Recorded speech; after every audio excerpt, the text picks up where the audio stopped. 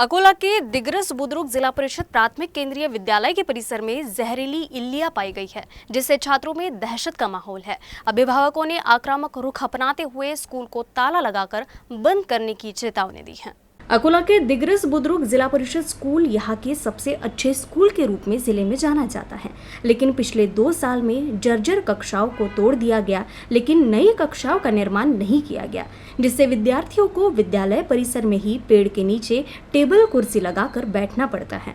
इसी बीच छात्रों के टेबल कुर्सी पर जहरीली इल्लियां दिखाई देने से छात्रों में दहशत निर्माण हो गई है। अभिभावकों ने आक्रामक रुख अपनाते हुए मांग की है कि विद्यालय परिसर में छिड़काव किया जाए और छात्रों को पढ़ाई के लिए तत्काल कक्षाओं का निर्माण कराया जाए। इस अवसर पर स्कूल प्रबंधन समिति सदस्य प्रमोद गवई, पुलिस पाटिल नितिन गवई, ग्राम पंचायत सदस्य नंदन गवई समेत अभिभावक उपस्थित थे। वारंवार शाळेचा पाठपुरावा केल्यानंतरही 3 वर्षांपासून विद्यार्थी बाहेर बसत आहेत।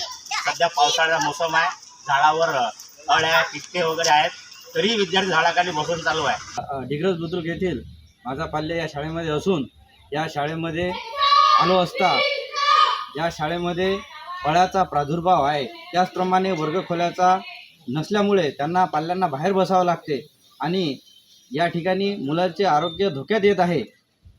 बरेचसा पाठपुरावा करून सुद्धा यामध्ये लोकप्रतिनिधी खासदार साहेब असतील, आमदार साहेब असतील, सीओ साहेब असतील यांनी पाठपुरावा करावा आणि आमच्या पाल्यांना आमचे पाल्य सुरक्षित राहावेत, त्यांचं आरोग्य चांगलं राहावं याकडे लवकरात लवकर लक्ष द्यावं, नाहीतर गावातर्फे ही शाळा बंद करण्यात येईल व या शाळेला कुलूप बंद म्हणून घोषित करण्यात येईल। संपूर्ण गाव यासाठी तयार आहे व लगेच या कारवाईसाठी आपण तयार राहावं अशी मी गावकऱ्यांतर्फे आपल्याला विनंती करतो।